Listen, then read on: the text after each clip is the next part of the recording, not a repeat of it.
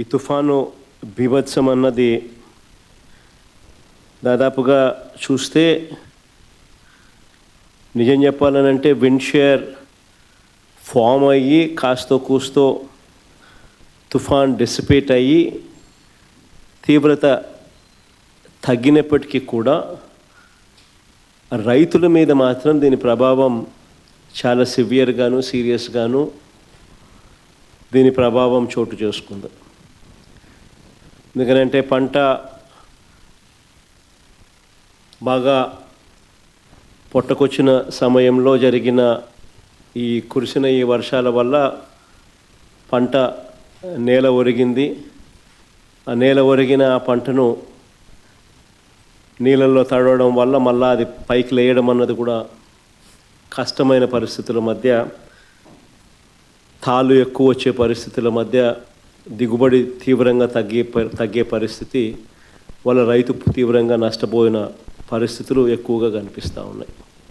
శ్రీకాకుళం నుంచి మొదలెడితే దాదాపుగా నెల్లూరు దాకా కూడా, ఇంకా నెల్లూరు నుంచి కూడా కాస్త ముందుకు కూడా ఈ ప్రభావం కనిపిస్తూ ఉంది. కర్నూలు, కడప, అన్నమయ్య జిల్లాలు, చిత్తూరు జిల్లా, ఉమ్మడి చిత్తూరు జిల్లాలో కూడా, కర్నూలు నెల్లూరు ప్రాంతంలో కూడా ఈ ప్రభావం కూడా కనిపించింది. దాదాపుగా 25 జిల్లాల పరిధిలో, 396 మండలాల పరిధిలో, 3320 గ్రామాల పరిధిలో దీని ప్రభావం కనిపించింది. ఇలాంటి పరిస్థితుల్లో రైతులకు మనం తోడుగా నిలబడాల్సిన అవసరం చాలా ఉంది. దాదాపుగా ఉజ్జాయింపుగా లెక్కల ప్రకారము, మనకున్న సమాచారం ప్రకారం దాదాపుగా 15 లక్షల ఎకరాల మీద దీని ప్రభావం పడుతూ ఉంది. దాదాపుగా ఇందులో 11 లక్షల ఎకరాలు వరి మీదనే ప్రభావం పడుతూ ఉంది. 39 లక్షల ఎకరాలలో మామూలుగా వరి సాగయ్యే పరిస్థితి ఉంటే అందులో దాదాపుగా 11 లక్షల ఎకరాలలో దీని ప్రభావం పడుతూ ఉన్న పరిస్థితులు కనపడుతూ ఉంది. దాదాపుగా 1,15,000 ఎకరాలకు సంబంధించి పత్తి, దాదాపుగా మరో 1,15,000 ఎకరాలకు సంబంధించి వేరుశనగ, మరో 2 లక్షల ఎకరాలకు సంబంధించిన మొక్కజొన్న, మరో దాదాపుగా 2 లక్షల ఎకరాలకు సంబంధించిన హార్టికల్చర్ పంటల మీద తీవ్రమైన ప్రభావం, దాదాపుగా 15 లక్షల ఎకరాల మొత్తం మీద తీవ్రమైన ప్రభావం కనిపిస్తూ ఉంది. ఏదేమైనప్పటికీ ఇలాంటి తీవ్రమైన పరిస్థితుల మధ్య మనము కార్యాచరణ అనేది మనం చేయాల్సి ఉంది. ఒకవైపున రైతులకు తోడుగా నిలబడాల్సిన కార్యక్రమం ఒకవైపున ఉంది. ఎన్యూమరేషన్లో రైతులకు అండగా తోడుగా నిలబడాల్సిన కార్యక్రమం ఒకవైపున ఉంది.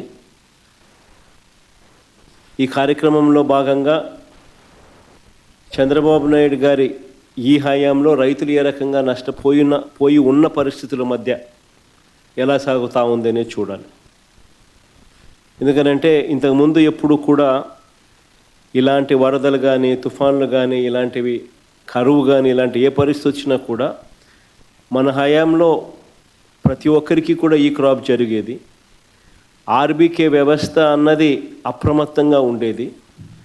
ఆర్బీకే వ్యవస్థ అప్రమత్తంగా ఉండి ప్రతి గ్రామంలో అందుబాటులో ఉండి అక్కడ అగ్రికల్చరల్ అసిస్టెంట్ రూపాన అగ్రికల్చరల్ గ్రాడ్యుయేట్ చదివిన పిల్లలు అక్కడ అందుబాటులో ఉండి, గ్రామ సచివాలయము, ఆర్బీకేలు ఇవన్నీ కలిసికట్టుగా ఉండి, ఆర్బీకేలో ఈ క్రాప్ వ్యవస్థ అన్నది పగడ్బందీగా ఉన్న పరిస్థితుల మధ్య ఉచిత పంటల బీమా అన్నది మన హయాంలో రైతులకు అందుబాటులో ఉన్న పరిస్థితుల మధ్య ప్రతి రైతుకు ఒక భరోసా ఉండేది.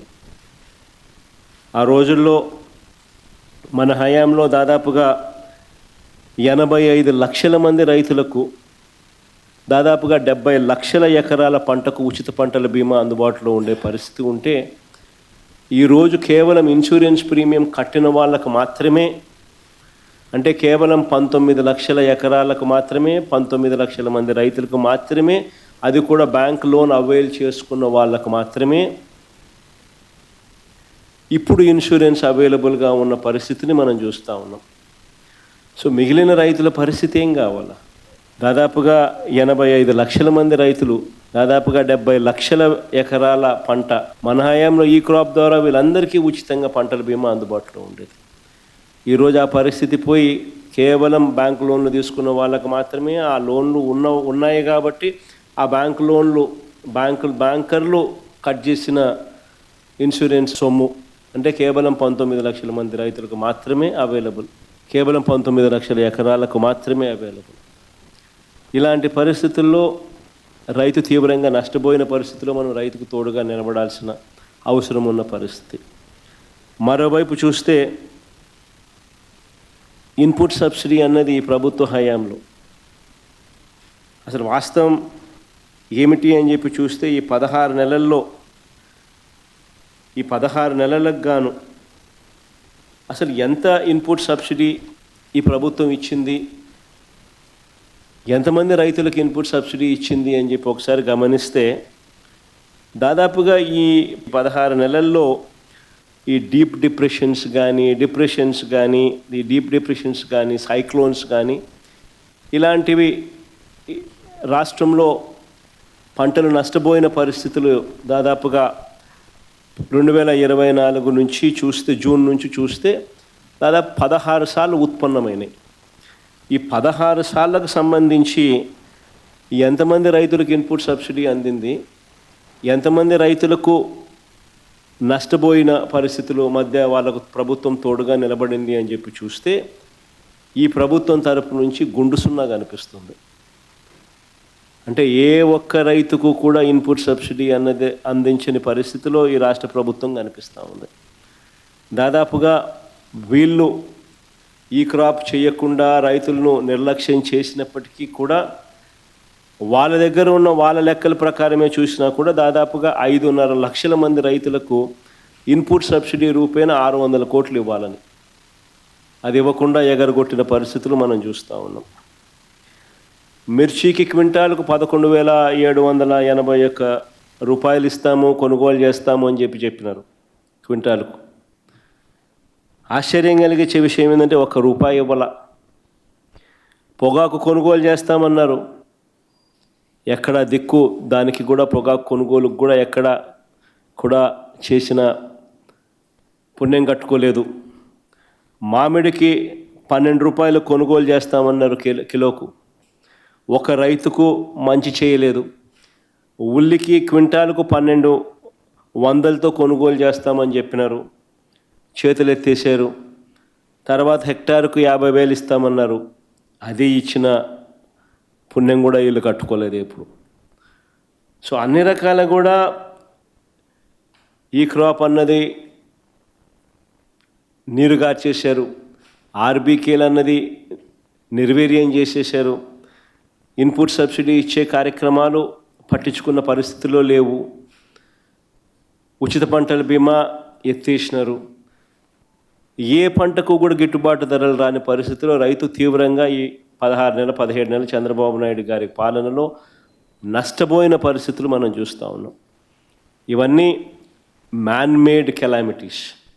నిజంగా ఉచిత పంటల బీమా చూస్తే మన హయాంలో అప్పట్లో దాదాపుగా గమనించినట్టయితే మన హయాంలో 7,800 కోట్ల రూపాయలు ఉచిత పంటల బీమా కింద మనమే ప్రభుత్వం తరపునే మనమే రైతులు రూపాయి కట్టాల్సిన పని లేకుండా మనమే ప్రతి ఎకరాకు ఈ క్రాప్ చేసి 54,55,000 మంది రైతులకు తోడుగా నిలబడుతూ దాదాపుగా 7,802 కోట్ల రూపాయలు మనం ఖర్చు చేసి మనం రైతులకు ఇన్సూరెన్స్ సొమ్ము ఇప్పించగలిగాం.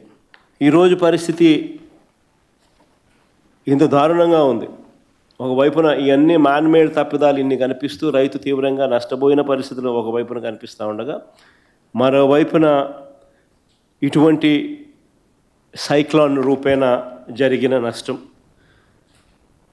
ఇలాంటి సైక్లోన్ రూపేణ జరిగిన నష్టాల మధ్య మనం రైతుకు ఎక్కడ తోడుగా ఉండగలుగుతాము అని అంటే ఎన్యూమరేషన్ అన్నది ప్రభుత్వం చేతులెత్తేసే కార్యక్రమం చేయకుండా ఆ ప్రతి గ్రామంలోనూ కూడా వైఎస్ఆర్సీపీ నష్టం జరిగిన ప్రతి గ్రామంలో కూడా ఎన్యూమరేషన్లో ఏ ఒక్కరికి కూడా నష్టం జరగకోకుండా వాళ్ళ తరపున వాయిస్ ఇవ్వగలగడం, వాళ్ళ తరపున మనం ప్రభుత్వం మీద యుద్ధం చేసైనా సరే వాళ్లకు రైతుల తరపున మనం తోడుగా నిలబడడం, ఇది ఖచ్చితంగా రైతుల తరపున మనం చేయాల్సిన కార్యక్రమం.